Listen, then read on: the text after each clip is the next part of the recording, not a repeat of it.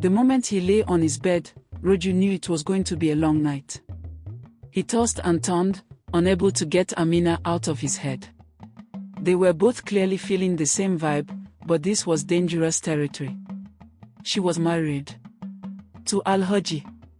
How was he supposed to handle that? Al-Haji was no small man in the town.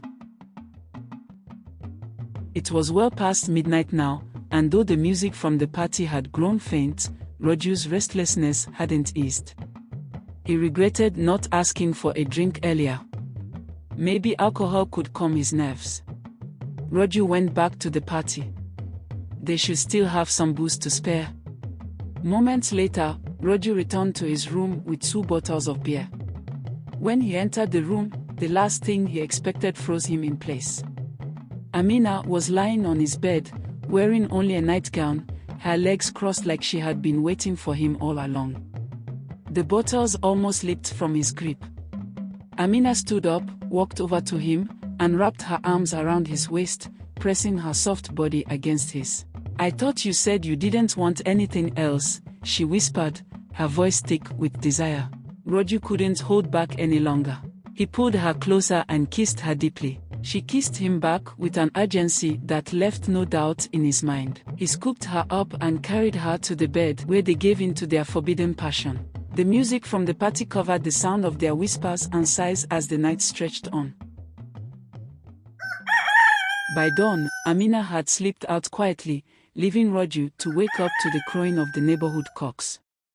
He lay in bed, staring at the ceiling with a satisfied grin on his face. What they'd done wasn't right, but it felt too good to regret.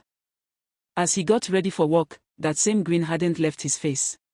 He felt almost in love, but there was no time to dwell on such thoughts. When he stepped outside, he saw Amina standing with Al-Haji and his other wives.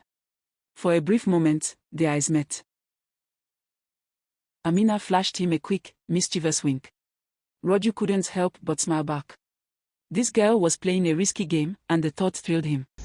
All the way to work, Roju replayed the events of last night in his head, smiling sheepishly like a schoolboy with a crush.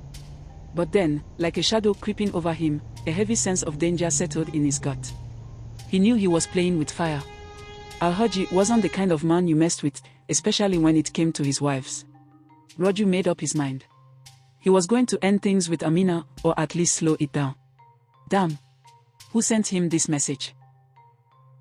When he got home from work, he sat down with a bottle of beer left over from the night before, hoping the cool drink would help him clear his head. Thankfully,